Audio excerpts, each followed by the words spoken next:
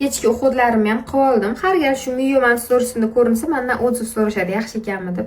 Men aytishim ham shart emas, o'zingizlar ko'rsanglar bo'ladi. Mana yaxshi ko'rganimdan уже nechtasini tugatib, zapas qilib olib qo'yaman. Penkasini вообще yaxshi ko'raman. Именно mana kremini yaxshi ko'rganimdan mana ikkinchisini ishlataman. Birinchisidan bo'shagan edi, hech negadir hali ham shkafimda turibdi.